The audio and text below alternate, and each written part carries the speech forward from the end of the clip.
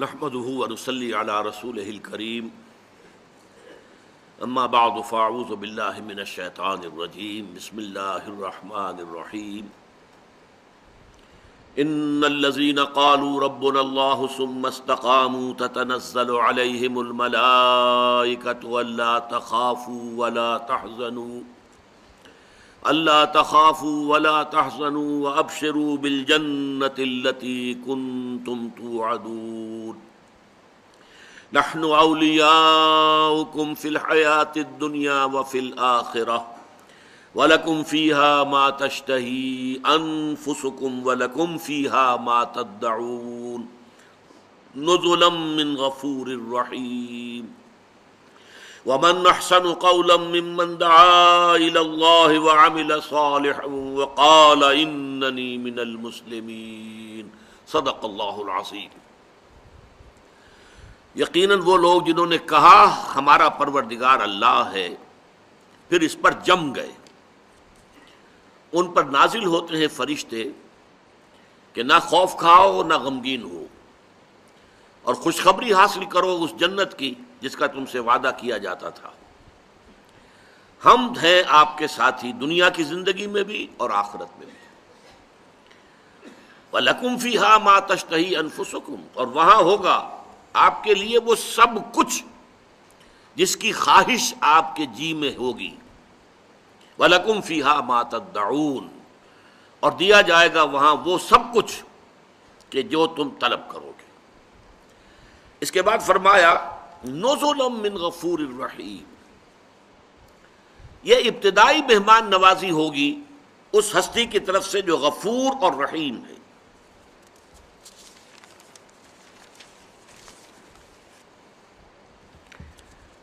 نزول کہتے ہیں عربی زبان میں کسی مہمان کی آمد پر فوری طور پر جو چیز پیش کی جائے۔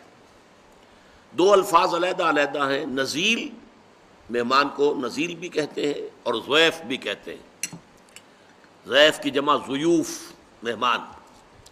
نزیل وہ اس وقت ہے جبکہ وہ ابھی آپ کے دروازے پر آ کر اترا ہے، یا اونٹ پر آیا ہے سوار ہو کر، اونٹ بٹھا کر اترا تو وہ نازل ہوا ہے، ابھی نازل ہوا ہے اونٹ پر سے۔ گھوڑے پر تھا، گھوڑے سے اترا ہے، کار پر تھا، کار پر سے اترا ہے، تو یہ نزیل ہے۔ فوری طور پر اس کی حیثیت نزیل کی ہے۔ جب وہ آپ کے ہاں آ کر جم گیا، آپ نے اس کے لیے کوئی کمرہ جو ہے ٹھیک کر دیا، یہاں آپ کو بیٹھنا ہے، یہاں رہنا ہے، یہ جگہ ہے، اب وہ آپ کا ضیف ہے۔ ضیف جو ہے وہ مہمان کو کہتے ہیں۔ اور یہ آپ دیکھتے ہیں آج بھی دنیا کے اندر رواج ہے، جیسے ہی کوئی آتا ہے پہلے آپ اسے موسم کی مناسبت سے ٹھنڈا یا گرم پیش کرتے ہیں، کوئی چائے یا کوئی ٹھنڈا شربت، پھر تیاری ہوتی ہے، پھر اہتمام ہوتا ہے، اور اس کے لیے ضیافت، پھر وہ ضیافت کہلاتی ہے۔ ابتدا میں جو چیز آپ دیں گے وہ نزل کہلائے گا۔ نزیل کے لیے اسی لفظ کی مناسبت سے نزل، ابتدائی مہمان نوازی، اور ضیف کی مناسبت سے ضیافت۔ اب ضیافت جو ہے اس میں ظاہر بات ہے کہ اہتمام ہوتا ہے، طرح طرح کے کھانے جو ہے اس میں شامل کیے جاتے ہیں، اس کے لیے پوری طریقے سے تردد کر کے اہتمام ہوتا ہے۔ یہ ساری نعمتیں جو گنوائی گئی ہیں، اب نوٹ کیجئے، یہ نزل ہے۔ اس کا کیا مطلب ہے کہ ضیافت کا جو تصور ہے اللہ کی طرف سے جو ضیافت ہوگی، وہ تو ہمارے خیال سے، گمان سے، تخیل سے، تصور سے ماورا ہے۔ یہ سب کچھ جو ہمارے نفوس میں اشتہا تھی، لیکن ہم نے اپنی زندگی میں، حیات دنیاوی میں اللہ تعالیٰ کے احکام کی پابندی کی وجہ سے اپنے نفس کی لگامیں کھینچ کر رکھی، اپنے نفس کو وہ سب کچھ فراہم نہیں کیا جو ہم کر سکتے تھے۔ حرام راستے سے کرتے تو نفس کو وہ سارے اس کے تقاضے پورے کر دیتے، ہم نے نہیں کیے۔ اب اس کا بدلہ کیا ہے کہ قیامت میں، جنت میں آپ کے وہ سارے تقاضے جو ہیں ان کی بھرپور تسکین کا سامان کر دیا جائے گا۔ یہ اس کا بالکل منطقی طور پر جو ہے یہ اس کا بدلہ ہے، اس کی جزا ہے۔ پھر یہ کہ ہر شخص اپنے شعور کی سطح، اپنے فہم کی سطح، اس کے اعتبار سے جو طلب کرے گا وہ اس کو دے دیا جائے گا۔ لیکن یہ دونوں چیزیں مل کر بھی نزل ہیں، ابھی یہ ضیافت نہیں ہے۔ ضیافت کے اعتبار سے ذرا آپ احادیث اگر پڑھیں گے تو یہ بخاری اور مسلم متفق علیہ اور دوسری بہت سی احادیث کی کتابوں میں موجود ہے۔ حضرت ابو ہریرہ سے رضی اللہ تعالی عنہ قال قال رسول اللہ صلی اللہ علیہ وسلم قال اللہ عز وجل، یہ حدیث قدسی ہے، یعنی حضور فرما رہے ہیں کہ اللہ تعالیٰ جل جلالہ نے عز وجل نے یہ کہا ہے، اعددت لعبادی الصالحین، میں نے اپنے نیک بندوں کے لیے تیار کیا ہے وہ کچھ ما لا عین رات، جو کسی آنکھ نے دیکھا نہیں، ولا اذن سمعت، اور کسی کان نے سنا نہیں، وما خطر علی قلب بشر، اور کسی انسان کے دل پر اس کا خیال تک کبھی نہیں گزرا۔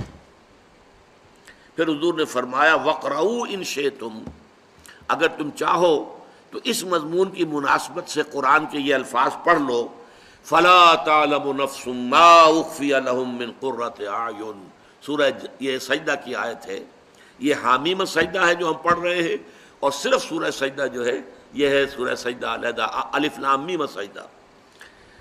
فلا تعلم نفس، کسی جی کو معلوم ہی نہیں ہے، جو کچھ ہم نے چھپا کر رکھا ہے ان کے لیے آنکھوں کی ٹھنڈک کے اعتبار سے، جو کچھ ہم نے ان کے لیے تیار کیا ہوا ہے وہ کسی انسان کے علم میں آ ہی نہیں سکتا۔ ما لا عین رات، کسی آنکھ نے دیکھا نہیں، ولا اذن سمعت، کسی کان نے سنا نہیں، وما خطر علی قلب بشر، کسی انسان کے دل پر اس کا احساس اور خیال تک نہیں گزرا۔ وہ نعمتیں ہیں جنت کی اصل ضیافت والی نعمتیں، یہ جو نعمتیں گنوائی گئی ہیں، لکم فیہا ما تشتہی انفسکم، تمہارے نفوس کے اندر جو تقاضے ہیں، جو خواہشیں ہیں، جو ودیت کی تھی اللہ تعالیٰ نے، تم نے ان کی لگاموں کو کھینچ کر رکھا اپنی حیات دنیاوی میں، اللہ تعالیٰ کے حلال پر اکتفا کی، حرام میں منہ نہیں مارا، اس کی جزا یہی ہوگی کہ تمہاری تمام جتنی بھی تمہاری نفسانی طلبیں ہیں ان سب کی بھرپور جو ہے تسکین کا سامان ہوگا۔ اور پھر جو تم مانگ سکو، مانگو جو مانگو، مانگو جو مانگنا ہو۔ اب ظاہر بات ہے ہر شخص اپنی ذہنی سطح کے مطابق مانگے گا۔ یہ تو ہے نزلا من غفور الرحیم، اس ہستی کی طرف سے ہے جو غفور اور رحیم ہے۔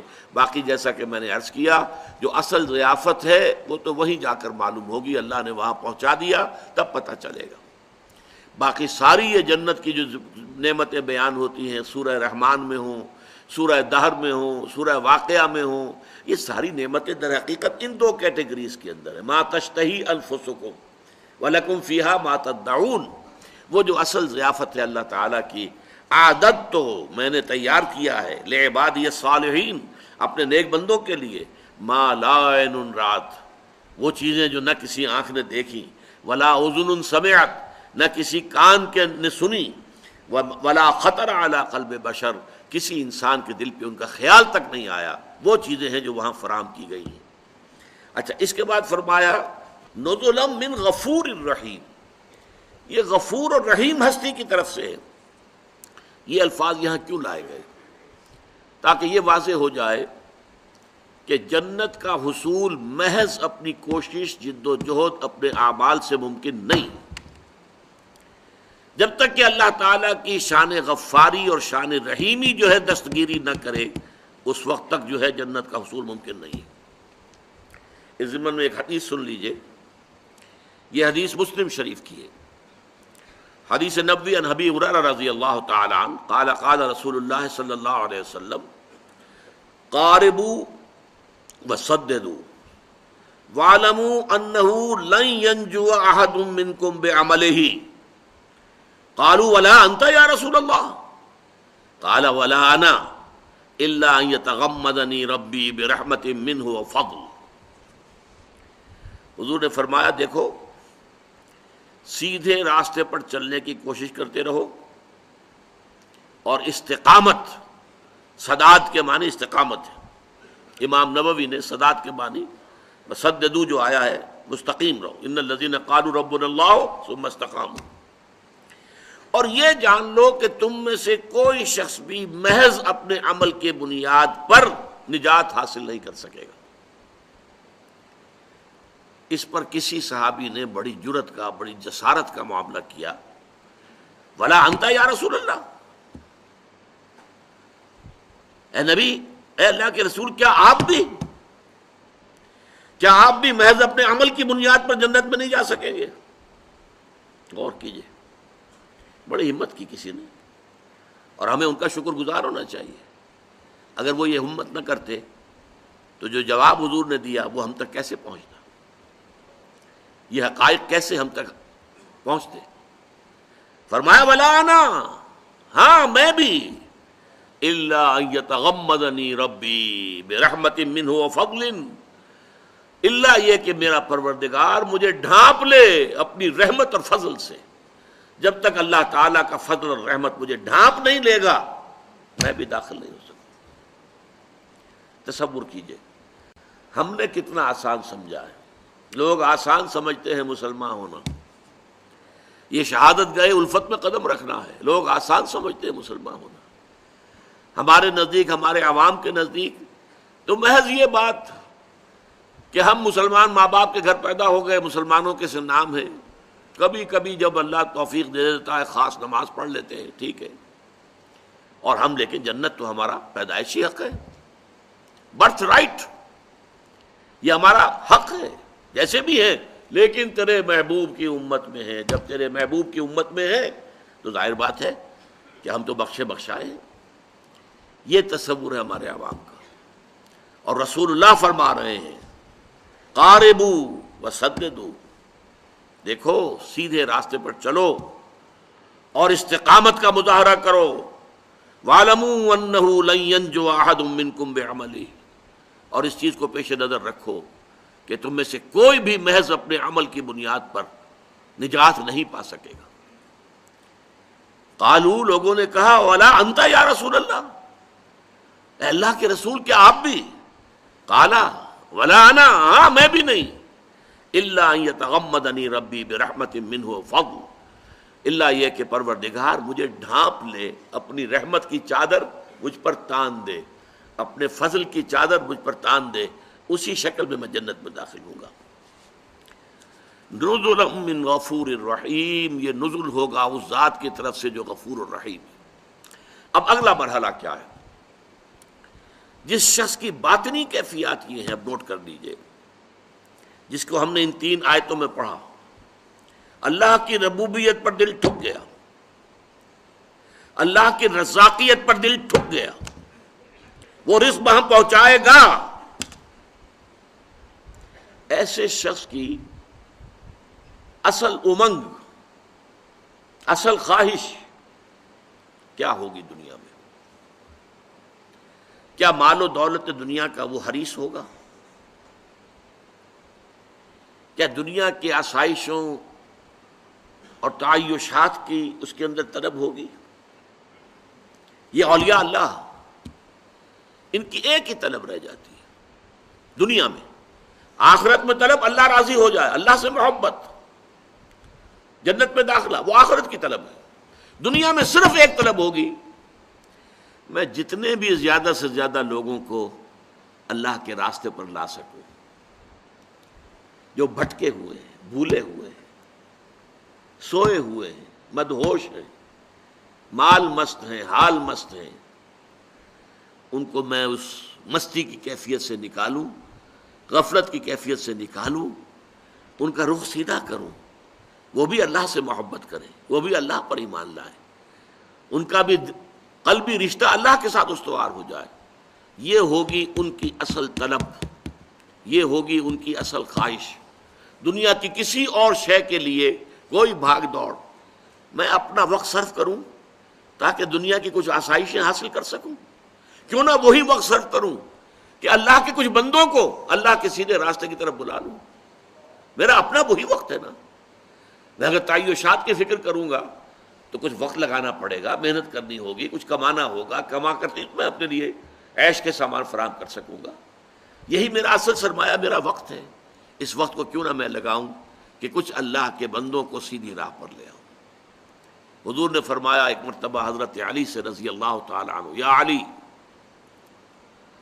ان یہدی اللہ بک رجلا واحدا خیر لک من حمر النعم، اگر اللہ تعالیٰ تمہارے ذریعے سے کسی ایک انسان کو بھی ہدایت دے دے تو یہ تمہارے لیے سرخ اونٹوں سے بڑی دولت ہوگی۔ عرب کی اصل دولت اونٹ، نر اونٹ ہو، جوان ہو، کیا کہنے ہیں، مادہ ہے، گابن ہے، کیا کہنے، بڑی دولت ہے. اور سرخ اونٹ جو ہے ان کے ہاں بہت قیمتی شمار ہوتا تھا. ان یہدی اللہ بک رجلا واحدا، ہدایت دیتا اللہ، تم نہیں دے سکتے، تمہارے ذریعے سے اللہ ہدایت دے دے. یہ ہے اصل الفاظ. حضور اپنے بارے میں فرماتے ہیں اللہ معطی وانا قاسم، دینے والا، عطا کرنے والا صرف اللہ ہے، میں تو تقسیم کرنے والا ہوں. انا القاسم، تقسیم کرنے والا. معطی، عطا کرنے والا، دینے والا وہ اللہ ہے. داتا وہ ہے اور کوئی داتا نہیں. داتا ایک اللہ ہے، دینے والا وہ ہے. انا القاسم، میں تقسیم کرنے والا ہوں. ہدایت اللہ دے گا، لیکن تمہارے ذریعے سے تم ذریعہ بن جاؤ اس کی ہدایت کا، تو یہ تمہارے لیے سرخ اونٹوں سے بہتر ہے. دیکھیے اس میں ذرا تھوڑی سی بات سمجھ لیجئے. یہ جو نقشہ ہے یہ ہمارے صوفیاء کرام اولیاء اللہ پر 100% راستہ تھا. شیخ معین الدین اجمیری کیا کرنے آئے تھے یہاں؟ کوئی ایکسپورٹ امپورٹ کا کاروبار کرنے آئے تھے؟ جائیداد بنانے آئے تھے؟ علی حجویری رحمۃ اللہ علیہ تو اس وقت آئے ہیں یہاں جہاں پہلے یہاں مسلمانوں کی حکومت قائم ہو چکی تھی. اس اعتبار سے ان کا یہاں آنا اتنی بڑی بات نہیں ہے. مسلمان حکومت پہلے قائم تھی، یہاں آ گئے، بیٹھ گئے. اور معین الدین اجمیری یہ اس وقت گئے ہیں جبکہ راجپوتانے کے اندر این راجپوتوں کا گڑھ اجمیر، وہاں تو ہندوؤں کی حکومت ہے، رائے پتھورا کی حکومت، وہاں جا کر بیٹھا اللہ کا بندہ. کوئی خوف تھا اسے کہ ہندو میں مجھے ختم کر دیں گے؟ کوئی خوف تھا کہ یہ رائے پتھورا میرا کیا کرے گا؟ اور ان کی زندگی کا مقصد کیا تھا؟ صرف لوگوں کو اللہ کی طرف دعوت دینا، شرک کی گندگیوں سے نکالنا، توحید کے آب حیات سے روشناس کرانا. یہی مقصد تھا. روکھی سوکھی کھا رہے ہیں. یہ بابا فرید رحمۃ اللہ علیہ، ان کا معاملہ بھی یہ ہے. یہاں بھی اسلامی حکومت قائم ہو چکی تھی، لیکن اس علاقے کے سارے جو قبیلے راجپوت ہیں، وٹو اور سیال، جو اس علاقے کے سب سے زیادہ طاقتور قبیلے، دونوں کے دونوں جو ہیں انہی کے ہاتھ پر ایمان لائے. ان کا حال کیا تھا؟ پانی میں نمک ڈال کر اس سے روٹی کھا رہے ہیں، کچھ نہیں ہے اور. پانی میں نمک ڈال کر تاکہ روٹی ذرا حلق سے نیچے اتر سکے. لیکن کام کیا تھا؟ اللہ کے بندوں کو اللہ کی طرف بلانا. تو یہ نقشہ تو ہمارے سامنے آ جاتا ہے اس لیے کہ یہ ہمارے لیے بڑا معروف ہے. صحابہ کرام کے نقشے کو ہم نہیں سمجھتے. صحابہ کرام ایک اس سے بلندتر لیول پر کام کر رہے تھے. نظام باطل کو ختم کرنا. ایک ہے افراد کو دعوت دینا، ایک ایک فرد، افراد ٹھیک ہو جائیں، ان کے عقائد ٹھیک ہو جائیں. ایک ہے غلط نظام جو سر کے اوپر مسلط ہے، باطل کا نظام جو غالب ہے، قائم ہے، نافذ ہے. شہنشاہیت، قیصر روم کی شہنشاہیت، کسرا ایران کی شہنشاہیت، اس کا خاتمہ کرنا. جس کے لیے کہ ایک صحابی کا قول آتا ہے، جب ایرانی سپہ سالار نے پوچھا کہ تم کیوں ہم پر حملہ آور ہو گئے ہو؟ ہمارا تو تمہارے ساتھ کوئی جھگڑا نہیں ہے، کوئی بارڈر ڈسپیوٹ نہیں ہے، اور پہلے بھی تم لوگ آتے تھے، تم جنگلی قبائل تھے، تمہارے آتے تھے، لوٹ مار کر کے واپس چلے جاتے تھے، اب تم ہمارا پیچھا نہیں چھوڑ رہے، تو کیا ہوا ہے؟ تمہاری جو کیفیت بدل گئی ہے، ایسنشل چینج تمہارے اندر آ گئی ہے. You have changed all together. How come? کیسے ہوا ہے؟ اس پر جواب دیا گیا انا قد ارسلنا. دیکھیے پہلے ہم خود آتے تھے، اب ہمیں بھیجا گیا ہے.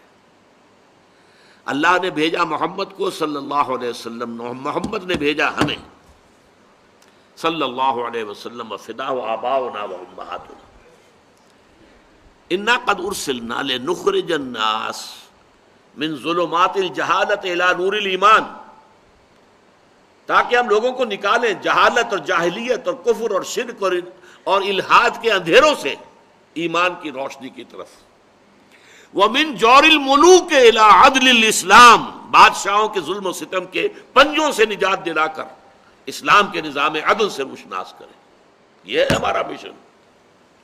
یہ جو بڑے بڑے محل بنا کر بیٹھے ہوئے ہیں، سامان تعیشات جمع ہے وہاں پر، ان کے نرم نرم گدیلے اور ان کے یہ سارا کچھ، اور وہ انواع و اقسام کے کھانے اور ناؤ نوش اور رقص و سرود کی محفلیں، یہ کس کی کمائی سے ہیں؟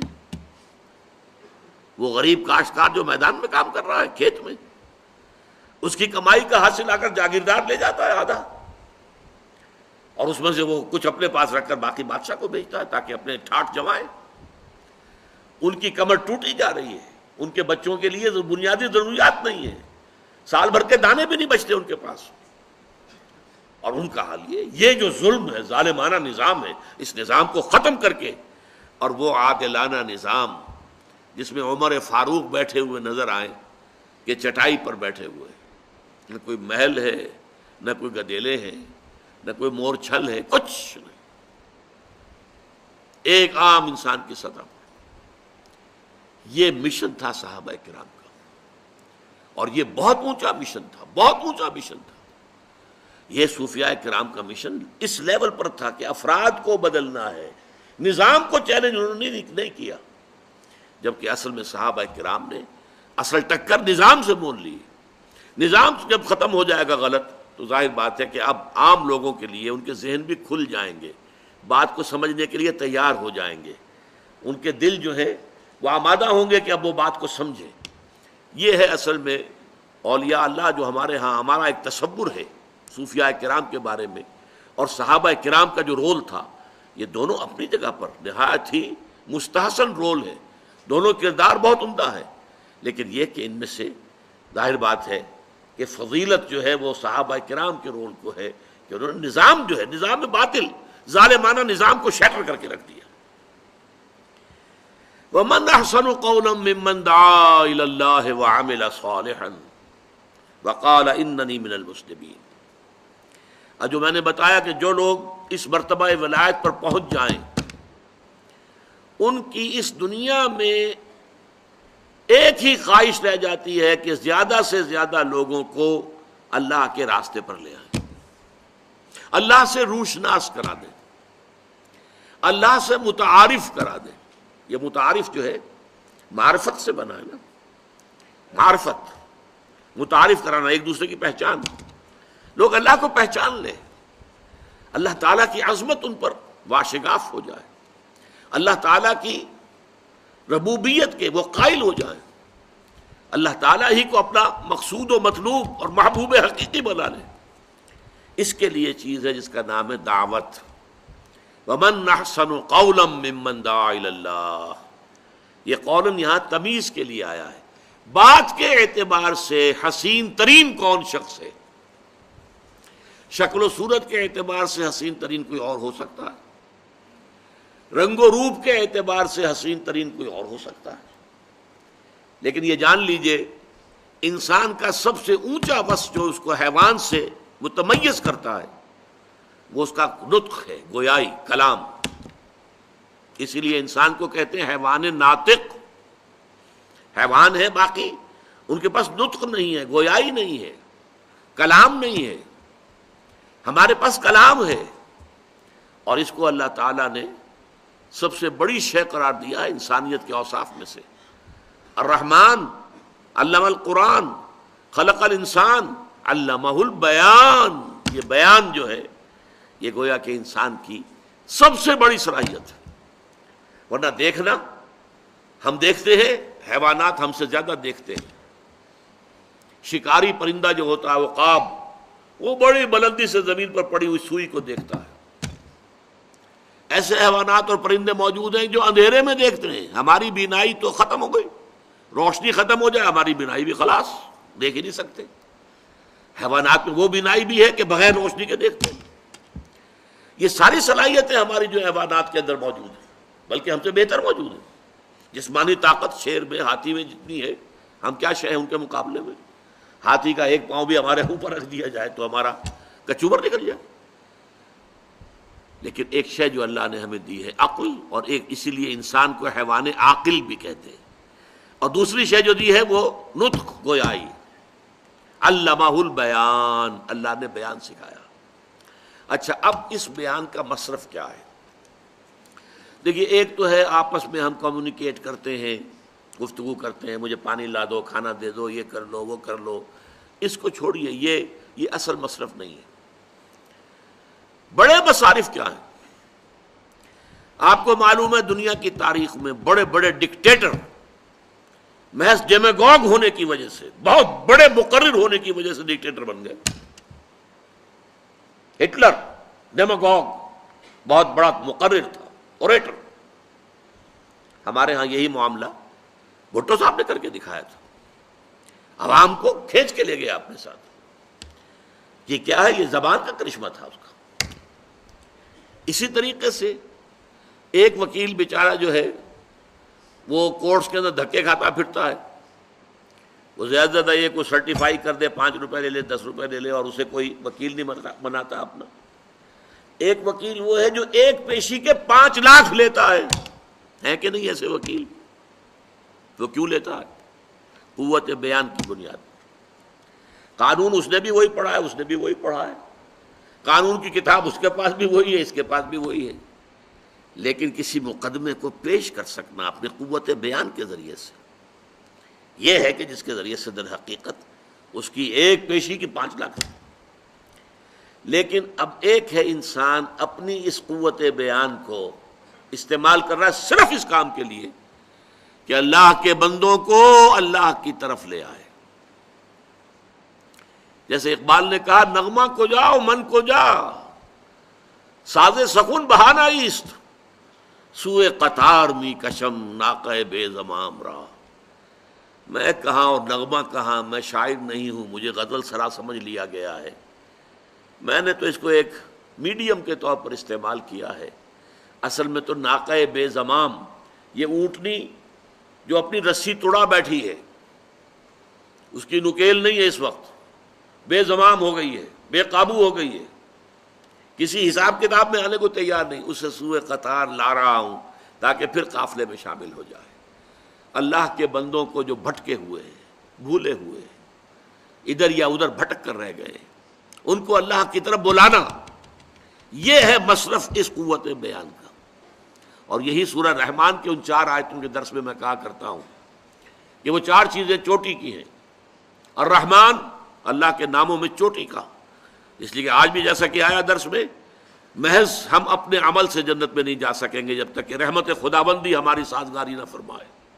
الرحمن علم القرآن، سارے علوم اللہ نے سکھائے انسان کو، مگر چوٹی کا علم قرآن کا علم ہے. خلق الانسان، فرشتوں کو اس نے بنایا، جنوں کو بنایا، انسانوں کو بنایا، حیوانوں کو بنایا، آسمان بنائے، زمین بنائی، سورج بنایا، چاند بنایا، لیکن سب سے چوٹی کی تخلیق انسان. مسجود ملائک،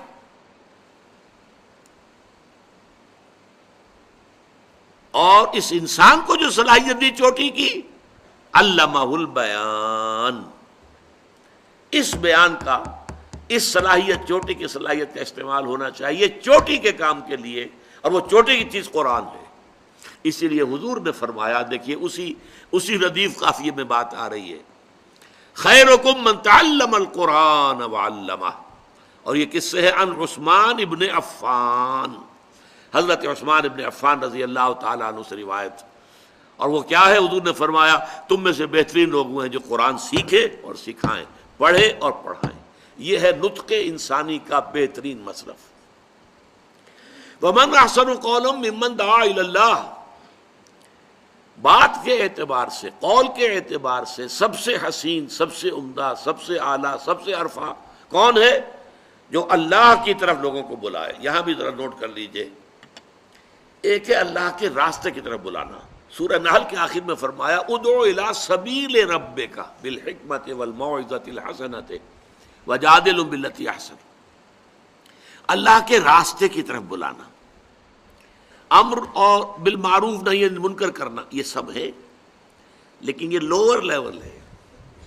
چوٹی کیا؟ اللہ کی طرف بلاؤ، اللہ سے متعارف کراؤ، اللہ کی معرفت دلوں میں پیدا کرو، اللہ ہی کو ان کا محبوب حقیقی، مطلوب و مقصود اصلی بنا دو. یہ تواصی بالحق میں چوٹی کی بات ہوگی، اللہ کی طرف بلانا. جیسے کہ اب ایک کہاوت سمجھ لیجئے یا واقعہ ہے. حضرت رابعہ بصریہ جو اولیاء میں سے ولیاں ہیں اللہ کی، وہ ایک خاص جذب کی مجذوبیت کی کیفیت میں ایک روز جا رہی تھی. ایک ہاتھ میں ایک لوٹا تھا، اس میں پانی تھا، ایک ہاتھ میں ایک مشعل تھی، آگ. لوگوں نے پوچھا رابعہ کہاں جا رہی ہیں؟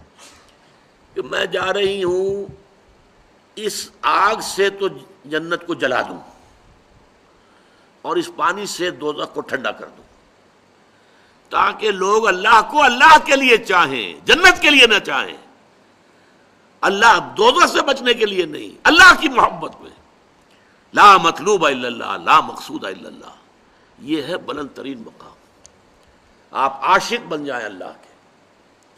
آپ والذین آمنوا اشد حبا للہ، اللہ تعالیٰ کی محبت میں شدید ترین.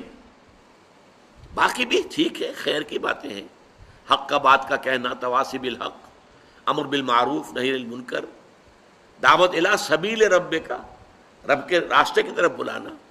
لیکن اونچی ترین منزل کیا ہوگی؟ وَمَنْ أَحْسَنُ قَوْلًا مِّمَّنْ دَعَا إِلَى اللَّهِ. اور اب اس کے ساتھ فرمایا اس کے شرط لازم کیا ہے؟ وَعَمِلَ صَالِحًا. اگر آپ اچھی سے اچھی دعوت دے رہے ہیں لیکن آپ کا عمل اس کا متناسب نہیں ہے تو دو نتیجے ہوں گے. پہلا نتیجہ یہ کہ دعوت آپ کی غیر مؤثر ہو جائے گی.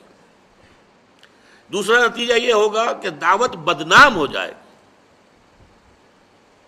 لہذا آپ کا اپنا عمل درست ہونا چاہیے لازماً، وہی دلیل بنے گا، وہی در حقیقت آپ کی دعوت کے لیے اصل طاقت فراہم کرے گی. وَعَمِلَ صَالِحًا، یہ شرط لازم ہے. البتہ اس میں ایک نکتہ ہے، وہ سمجھ لیجئے. ظاہر بات ہے کہ انسان کامل کبھی بھی نہیں ہو سکتا، کہیں نہ کہیں کوئی کمی، کوئی خامی تو رہ جائے گی نا، کامل تو نہیں ہوگا. تو اس احساس کی شدت ایسی نہ ہو جائے کہ اپنی کسی اس طرح کی کمی کی وجہ سے دعوت روک دے. یہ غلط ہو جائے گا. اس سے تو شیطان کا کام بن گیا، دین کو نقصان پہنچا. لہذا یہ ذرا باریک راستہ ہے. جیسے آپ سنتے ہیں کہ وہ قیامت میں، حشر میں جو پل صراط ہے وہ بال سے زیادہ باریک اور تلوار کی دھار سے زیادہ تیز ہے. ایسے ہی دنیا میں بھی ایکسٹریمز کے مابین جب آتا آدمی نقطۂ عدل پر آتا ہے، اعتدال پر، درمیانی راستہ، وہ بڑا باریک ہوتا ہے. اگر اس وجہ سے آپ رک گئے، رکنا نہیں چاہیے. اگر آپ میں کوتاہی بھی ہے، دعوت حق دیتے رہیے. کچھ لوگ ایسے بھی ہوتے ہیں، تھوڑے ہوتے ہیں لیکن ہوتے ہیں، جو عمل کر سکتے ہیں اس بات پر کہ انظروا الی ما قال ولا تنظروا الی من قال. دیکھو، تم دیکھا کرو کہ کیا کہا گیا ہے، اس پر غور کرو، یہ نہ دیکھو کس نے کہا ہے. کوئی آدمی جو اچھا نہیں ہے آپ کو ہیرا دے رہا ہو تو ہیرا آپ لینے سے انکاری کریں گے؟ نہیں. لہذا تم یہ دیکھو جو بات وہ کہہ رہا ہے وہ اچھی ہے تو اس کو قبول کرو. انظروا الی ما قال، دیکھا کرو کہ اس نے کہا کیا ہے، وہ صحیح ہے، غلط ہے، اچھی ہے، بری بات ہے.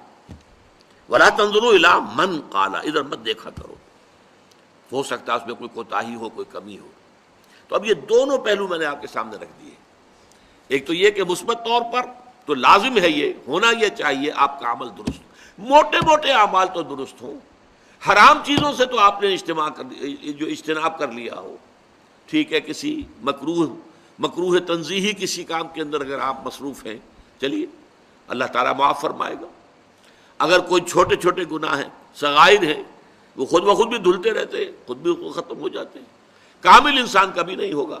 لہذا ایسا نہ ہو کہ شدت ہو آپ کو کہ میرے دامن پر تو یہ دھبے موجود ہیں، اور یہ اسی کو زیادہ ہوگا جس کے اندر زیادہ نیکی پیدا ہو جائے گی، جس میں اپنے اندر زیادہ تقویٰ ہوگا، اس پر اپنی خامیاں کوتاہیاں زیادہ نمایاں ہو جائیں گی، اور اس کی وجہ سے وہ دعوت الی الخیر اور دعوت الی اللہ کا کام روک دے تو یہ نقصان دہ بات ہے. بلکہ یہ ہو سکتا ہے کہ وہ خیر کی دعوت دیتا رہے تو یہ آٹو سجیشن کے درجے میں خود اس کے لیے مفید ہو جائے کہ انسان سوچے کہ میں یہ کہہ رہا ہوں تو مجھے اس کے اوپر پورا اترنا چاہیے. بہرحال ان دونوں چیزوں کو سامنے رکھیے. ومن احسن قولا ممن دعا الى الله وعمل صالحا وقال اننی من المسلمین، یہ دوسری شرط، اور وہ یہ کہے کہ میں بھی مسلمانوں میں سے ہوں۔ اس کی کیا معنی ہے؟ ایک تو یہ کہ یہ کلمہ تواضع ہے، میں کوئی اپنے آپ کو بڑی شے نہیں سمجھتا، عام مسلمانوں میں سے میں مسلمان ہوں، جتنا آدمی اونچا ہو اتنا ہی سر جھکائے۔ جیسے کہ بہترین مثال جو ہے شیخ سعدی دیتے ہیں کہ درخت کے اوپر جب پھل لگ جاتا ہے تو شاخیں جھک جاتی ہیں۔ اگر تمہیں اللہ تعالیٰ نے اعمال صالحہ کے پھل لگا دیے تمہارے جسم میں، تمہارے وجود میں، تو جھکو، اکڑو نہیں، جھکنا۔ یہ ہم پڑھ چکے ہیں تیسرے درس میں بھی، وَلَا تُصَعِّرْ خَدَّكَ لِلنَّاسِ وَلَا تَمْشِ فِي الْأَرْضِ مَرَحًا إِنَّ اللَّهَ لَا يُحِبُّ كُلَّ مُخْتَالٍ فَخُورٍ۔ تو یہ شیخی خوری نہ ہو جائے، اپنے آپ کو بڑا نہ سمجھنے لگو۔ یہ ہوتا ہے، اگر اللہ نے مجھے کوئی توفیق دے دی ہے کسی برائی سے بچنے کی، اور میں کسی اور اپنے بھائی کو دیکھتا ہوں اس برائی میں ملوث، تو ایک احساس ہوتا ہے میں اونچا ہوں، یہ نیچا ہے۔ یہ نہیں ہونا چاہیے۔ یہ پیدا ہوا آپ کی دعوت کی تاثیر ختم ہو جائے۔ برائی سے نفرت کریں، برے سے نفرت نہ کریں۔ برا تو مریض ہے، مریض سے کبھی نفرت نہیں کی جاتی، مریض سے کبھی ناراض نہیں ہوتے آپ۔ مریض جو ہے وہ تو مریض ہے، اس کو مریض کی حیثیت سے ٹریٹ کیجیے۔ تو مرض سے جنگ ہے، مریض سے جنگ نہیں ہے۔ مریض کے ساتھ تو آپ کی خیر خواہی ہے، آپ اس کی بہتر سے بہتر جو ہے چاہتے ہیں کہ جلد سے جلد شفائے عاجلہ کاملہ حاصل ہو جائے۔ اس اعتبار سے ذرا بھی اپنے اندر اگر گھمنڈ پیدا ہو گیا، غرور پیدا ہو گیا، اگر زوم پیدا ہو گیا، عجب پیدا ہو گیا، یہ وہ چیزیں ہیں۔ حضور نے فرمایا ثلاث مہلکات و ثلاث منجیات، تین چیزیں ہیں نجات دلانے والی اور تین چیزیں ہلاک کرنے والی۔ ہلاک کرنے والی چیزوں میں آپ نے شمار کرایا، فَأَمَّا الْمُهْلِكَاتُ فَهَوًى مُتَّبَعٌ، نفس کی خواہش جس کی پیروی کر لی جائے، نفس نے کہا یہ کرو، تم نے کرنے لگ گئے، یہ نہیں دیکھا کہ حلال ہے یا حرام ہے۔ هَوًى مُتَّبَعٌ وَشُحٌ مُطَاعٌ، اور مال کی حرص جو ہے تمہارے دل میں، اگر تم اس کی پیروی کرتے ہو، اسی کے پیچھے لگتے ہو، تو یہ بھی ہلاک کرنے والی چیز ہے۔ وَإِعْجَابُ الْمَرْءِ بِنَفْسِهِ وَهِيَ أَشَدُّهُنَّ، تیسری مہلکات میں سے کیا شے ہے؟ انسان کا اپنے آپ کو کچھ سمجھنا، اعجاب المرء بنفسه، اور فرمایا وَهِيَ أَشَدُّهُنَّ، یہ جو ہے شدید ترین ہے، سخت ترین ہے۔ یہ ان تمام مہلکات میں ہم متبعون سے بھی زیادہ شدید اور شح مطاعن سے بھی زیادہ شدید اعجاب المرء بنفسه وہی اشدہن۔ تو اس کا ایک مطلب تو یہ ہے کہ اننی من المسلمین، میں بھی مسلمانوں میں سے ہوں، میرے اندر بھی کوتاہیاں ہیں۔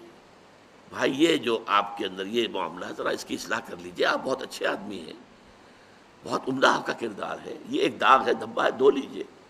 پھر یہ کہ یہ بات کہی جائے، تنہائی میں کہی جائے، اکیلے میں کہی جائے، پبلک میں ڈنکا نہ پیٹا جائے، اس کا ڈھنڈورا نہ پیٹا جائے، جس سے اس میں ایک ری ایکشن پیدا ہو۔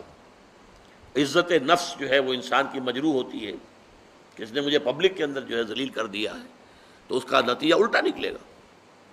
مجھ سے بڑی حکمت کے ساتھ ادعو الی سبیل ربک بالحکمت والموعظۃ الحسنۃ وجادلہم باللتی احسن، اپنے رب کے راستے کی طرف بلاؤ، لیکن کس طور سے؟ حکمت کے ساتھ بلاؤ، اور اچھی نصیحت، واعظ حسنہ، اور کہیں جھگڑنا پڑ جائے تو بھی خوبصورتی کے ساتھ جھگڑو۔